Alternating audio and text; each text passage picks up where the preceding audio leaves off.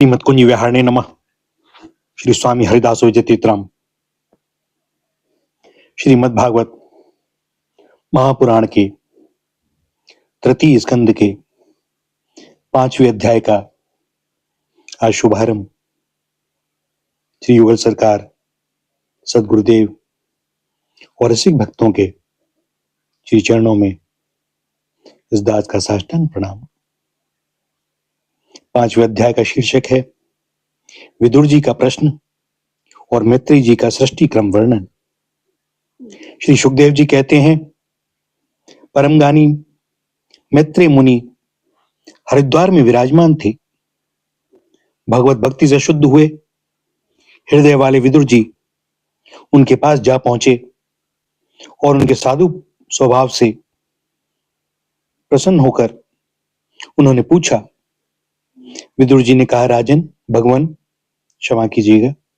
विदुर जी ने कहा, भगवान, संसार में सब लोग सुख के लिए कर्म करते हैं, परंतु उनसे न तो उन्हें सुख ही मिलता है और न उनका दुख ही दूर होता है, बल्कि उससे भी उनके दुख की वृद्धि ही होती है।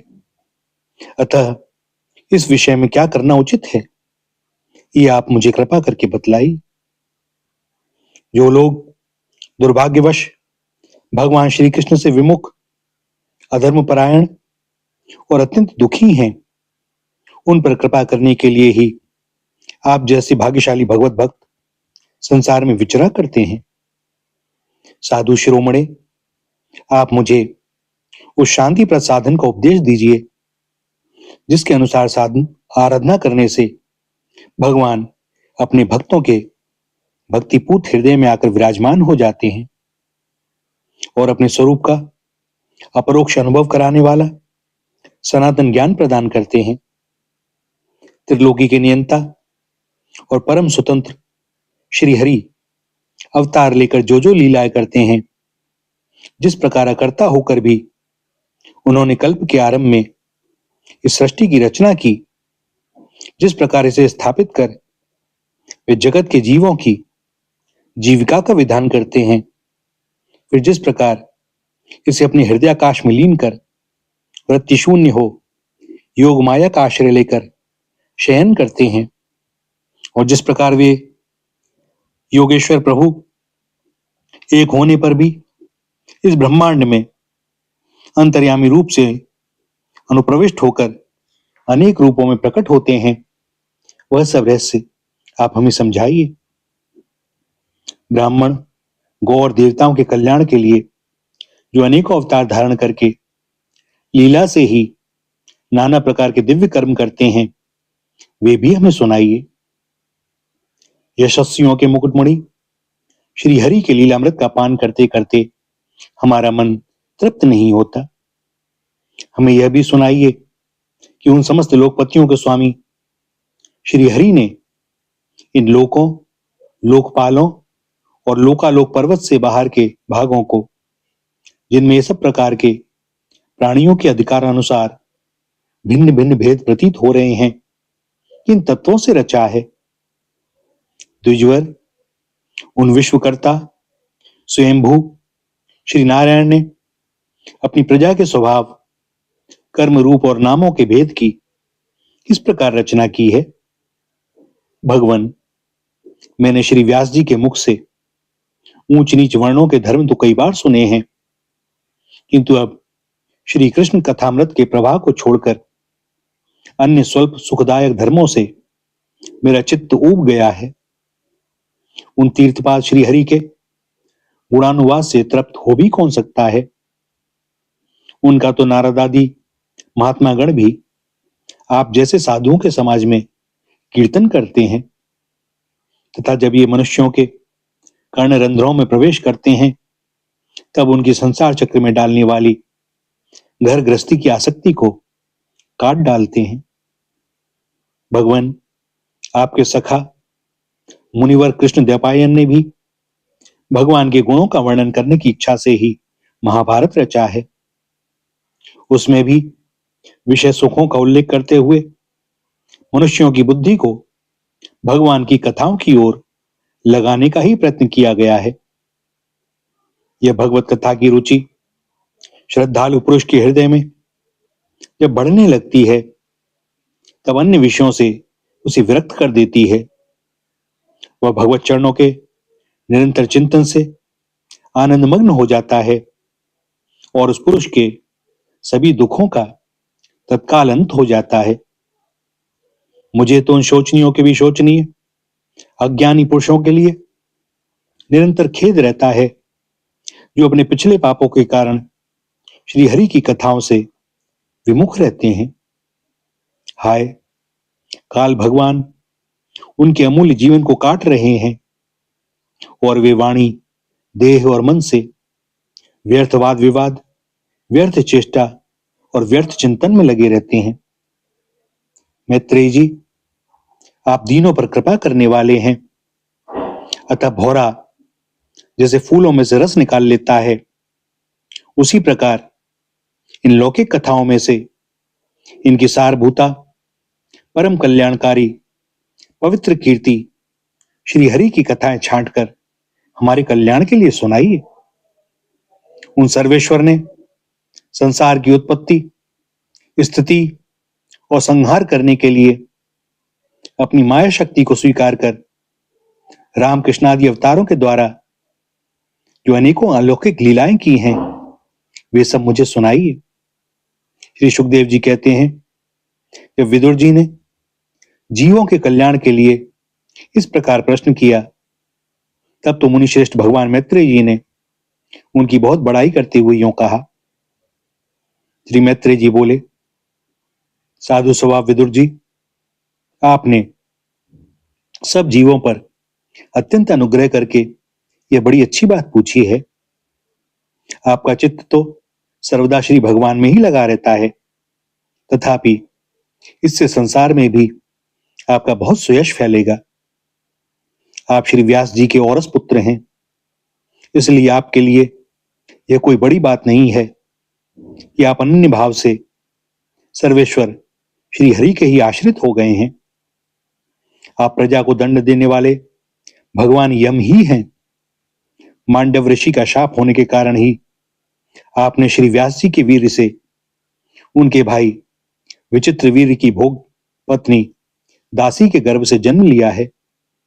आप सर्वदा ही श्री भगवान और उनके भक्तों को अत्यंत प्रिय हैं, इसलिए भगवान निर्धाम पधारते समय मुझे आपको ज्ञानोपदेश करने की आज्ञा दे गए हैं।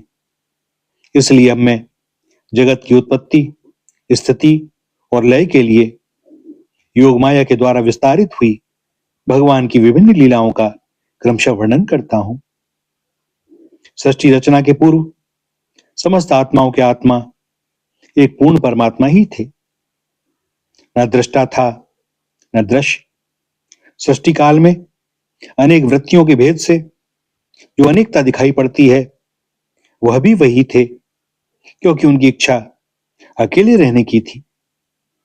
वे ही दृष्टा होकर देखने लगे, परंतु उन्हें दृश्य दिखाई नहीं पड़ा, क्योंकि उस समय वे ही अद्वितीय रूप से प्रकाशित हो रहे थे। ऐसी अवस्था में वे अपने को असत के समान समझने लगे। वस्तुतः वे असत नहीं थे, क्योंकि उनकी शक्तियां ही सोई थीं, उनके ज्ञान का लोप नहीं हुआ था। यह दृष्टा और दृश्य का अनुसंधान करने वाली शक्ति ही कार्य कारण रूपा माया है। महाभाग विदुर जी, इस भावाभाव रूप अनिवर्चनीय माया के द्वारा ही भगवान ने इस विश्व का निर्माण किया है। काल शक्ति से यह त्रिगुणमयी माया शोभ को प्राप्त हुई, तब इन इंद्रियातीत चिन्मय परमात्मा ने अपने अंश पुरुष रूप से उसमें चिदाभास रूप बीज स्थापित किया। तब काल की प्रेरणा से उस अव्यक्त माया से मैं तत्व प्रकट हुआ। वह मिथ्या ज्ञान का नाशक होने के कारण विज्ञान रूप और अपने में सूक्ष्म रूप से स्थित प्रपंच की अभिव्यक्ति करने वाला था। फिर चिदाभास गुण और काल के अधीन उस मैं तत्व ने भगवान की दृष्टि पड़ने पर इस विश्व की रचना के लिए अपना रूपांतर किया। मैं तत्व के विकृत होने पर अहंकार की उत्पत्ति हुई, जो कार्य कारण और कर्ता रूप होने के कारण भूत, इंद्रिय और मन का कारण है। वह अहंकार सात्विक, राजस और तामस भेद से 3 प्रकार का है।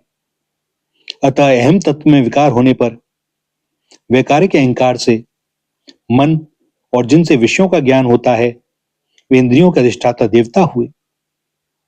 तेजस अहंकार से ज्ञानेन्द्रियां और कर्मेंद्रियां हुई तथा तामस अहंकार से सूक्ष्म भूतों का कारण शब्द तन्मात्र हुआ और उससे दृष्टांत रूप से आत्मा का बोध कराने वाला आकाश उत्पन्न हुआ। भगवान की दृष्टि जब आकाश पर पड़ी तब उससे फिर काल, माया और चिदाभास के योग से स्पर्श तन्मात्र हुआ और उसके विकृत होने पर उससे वायु की उत्पत्ति हुई। अत्यंत बलवान वायु ने आकाश के सहित विकृत होकर रूप तन्मात्र की रचना की और उससे संसार का प्रकाशक तेज उत्पन्न हुआ। फिर परमात्मा की दृष्टि पड़ने पर वायु युक्त तेज ने काल, माया और चिदंश के योग से विकृत होकर रस तन्मात्र के कार्य जल को उत्पन्न किया।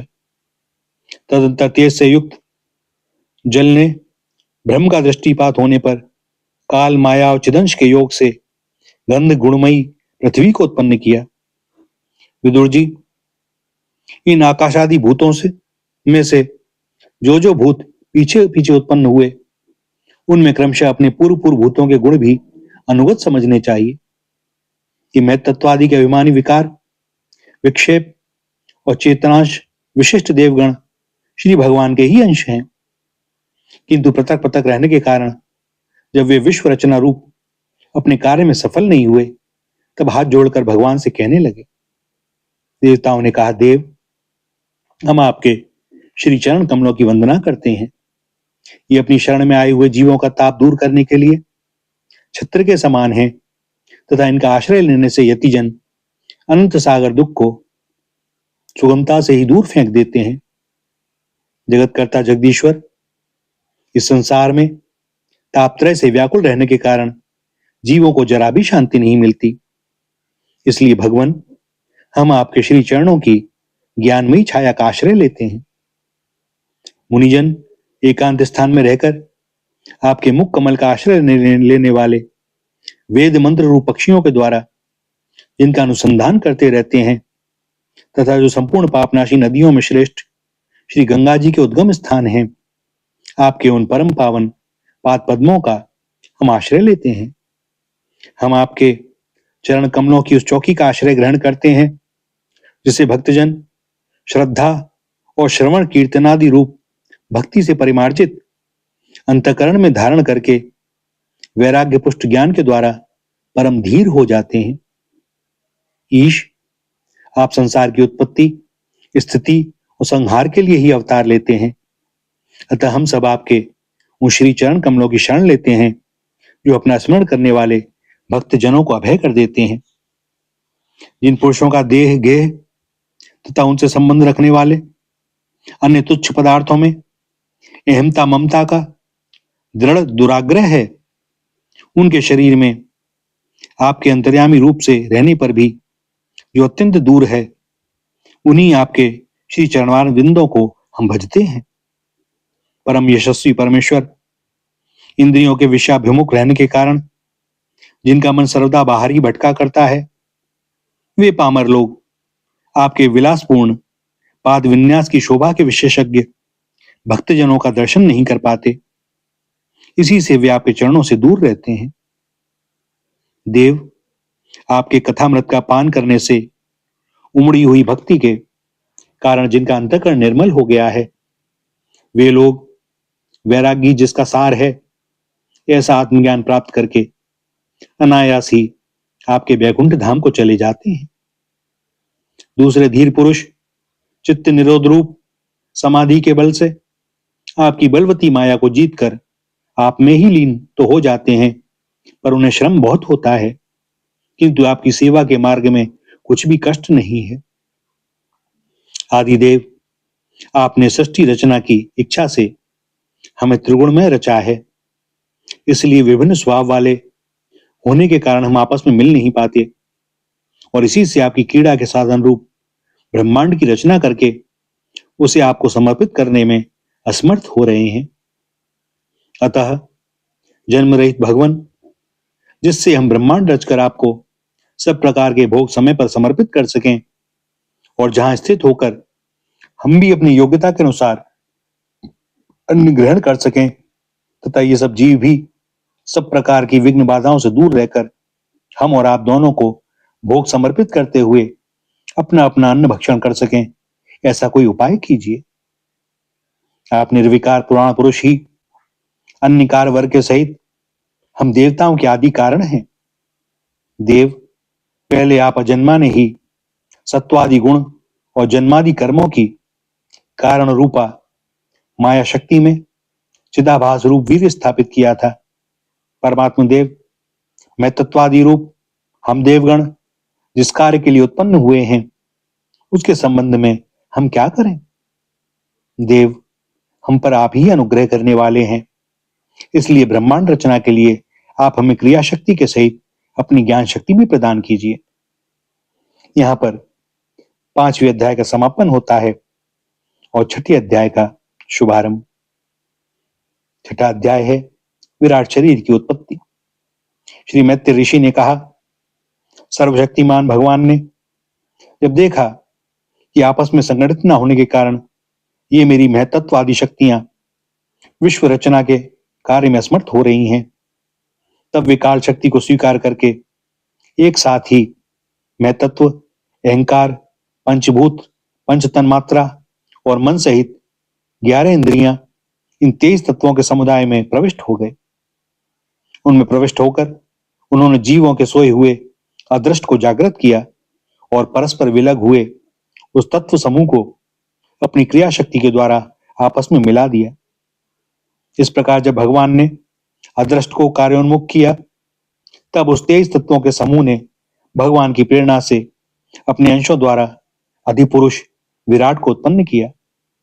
अर्थात जब भगवान ने अंश रूप से अपने उस शरीर में प्रवेश किया, तब वह विश्व रचना करने वाला मैं तत्वादि का समुदाय एक दूसरे से मिलकर परिणाम को प्राप्त हुआ।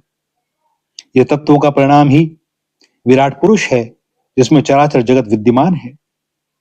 जल के भीतर वंड रूप आश्रय स्थान था, उसमें वह हिरण्यमय विराट पुरुष संपूर्ण जीवों को साथ लेकर 1000 दिव्य वर्षों तक रहा।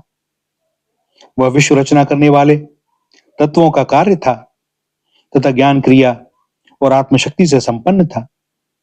इन शक्तियों से उसने स्वयं अपने क्रमशः हृदय रूप, 10 प्राण रूप और 3 आध्यात्मिक, आदि दैविक, आदि भौतिक विभाग किए। यह विराट पुरुष ही प्रथम जीव होने के कारण समस्त जीवों का आत्मा, जीव रूप होने के कारण परमात्मा का अंश और प्रथम अभिव्यक्त होने के कारण भगवान का आदि अवतार है। यह संपूर्ण भूत समुदाय इसी में प्रकाशित होता है। यह अध्यात्म, अधिभूत और अधिदैव रूप से 3 प्रकार का, प्राण रूप से 10 प्रकार का और हृदय रूप से 1 प्रकार का है। फिर विश्व की रचना करने वाले मैं तत्व आदि के अधिपति श्री भगवान ने उनकी प्रार्थना को स्मरण कर उनकी वृत्तियों को जगाने के लिए अपने चेतन रूप तेज से उस विराट पुरुष को प्रकाशित किया, उसे जगाया। उसके जागृत होते ही देवताओं के लिए कितने स्थान प्रकट हुए, यह मैं बतलाता हूं, सुनो। विराट पुरुष के पहले मुख प्रकट हुआ, उसमें लोकपाल अग्नि अपने अंश वागिंद्री के साथ प्रविष्ट हो गया, जिससे यह जीव बोलता है। फिर विराट पुरुष के तालु उत्पन्न हुआ, उसमें लोकपाल वरुण अपने अंश रसनेन्द्री के सहित स्थित हुआ, जिससे जीव रस ग्रहण करता है। इसके पश्चात उस विराट पुरुष के नथुने प्रकट हुए, उनमें दोनों अश्विनी कुमार अपने अंश घ्राणेन्द्री के सहित प्रविष्ट हुए, जिससे जीव गंध ग्रहण करता है। इसी प्रकार जब उस विराट देह में आंखें प्रकट हुई, तब उनमें अपने अंश नेत्रेंद्री के सहित लोकपति सूर्य ने प्रवेश किया, जिस नेत्रेंद्री से पुरुष को विविध रूपों का ज्ञान होता है। फिर उस विराट विग्रह में त्वचा उत्पन्न हुई, उसमें अपने अंश त्वगेंद्री के सहित वायु स्थित हुआ, जिस त्वगेंद्री से जीव स्पर्श का अनुभव करता है। जब इसके कर्ण छिद्र प्रकट हुए, तब उसमें अपने अंश श्रवणेंद्री के सहित दिशाओं ने प्रवेश किया। जिस श्रवणेंद्रिय से जीव को शब्द का ज्ञान होता है, फिर विराट शरीर में चर्म उत्पन्न हुआ।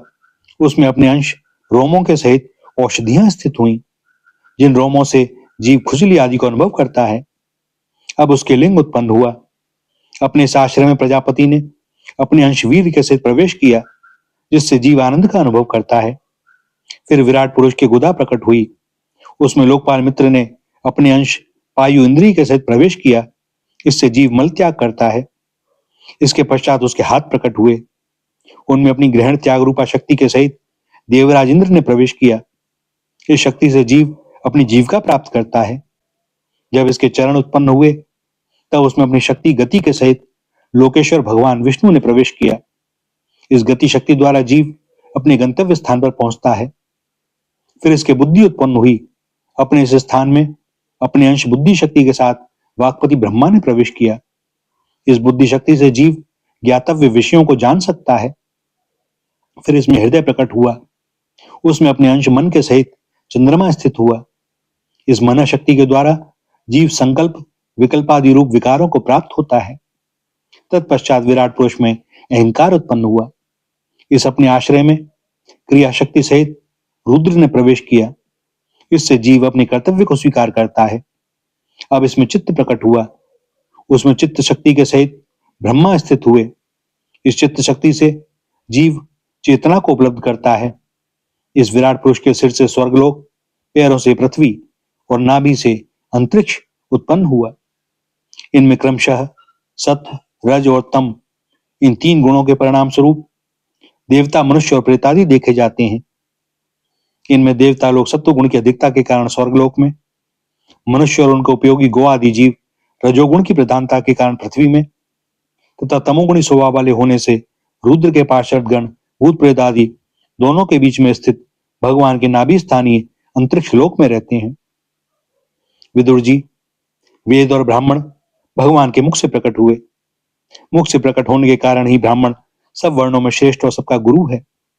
उनकी भुजाओं से क्षत्रिय वृत्ति और उसका अवलंबन करने वाला क्षत्रिय वर्ण उत्पन्न हुआ, जो विराट भगवान का अंश होने के कारण जन्म लेकर सब वर्णों की चोर आदि के उपद्रवों से रक्षा करता है। भगवान की दोनों जांघों से सब लोगों का निर्वाह करने वाली वैश्य वृत्ति उत्पन्न हुई और उन्हीं से वैश्य वर्ण का भी प्रादुर्भाव हुआ। यह वर्ण अपनी वृत्ति से सब जीवों की जीविका चलाता है।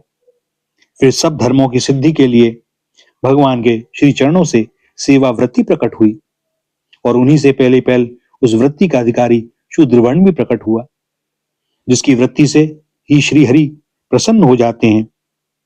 भैया, सब धर्मों की सिद्धि का मूल सेवा है। सेवा किए बिना कोई भी धर्म सिद्ध नहीं होता।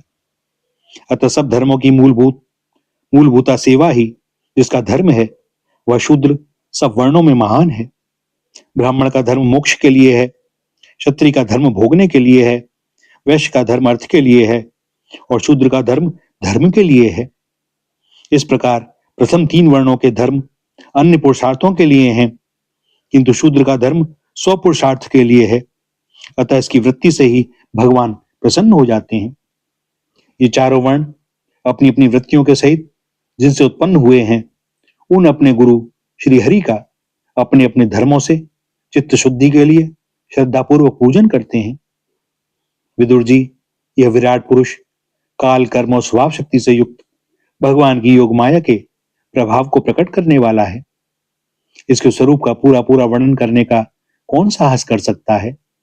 तथापि प्यारे विदुर जी, अन्य व्यवहारिक चर्चाओं से अपवित्र हुई अपनी वाणी को पवित्र करने के लिए जैसी मेरी बुद्धि है और जैसा मैंने गुरुमुख से सुना है, वैसा श्री हरि का सुयश वर्णन करता हूं। महापुरुषों का मत है कि पुण्य श्लोक शिरोमणि श्री हरि के गुणों का गान करना ही मनुष्यों की वाणी का तथा विद्वानों के मुख से भगवत कथामृत का पान करना ही उनके कानों का सबसे बड़ा लाभ है।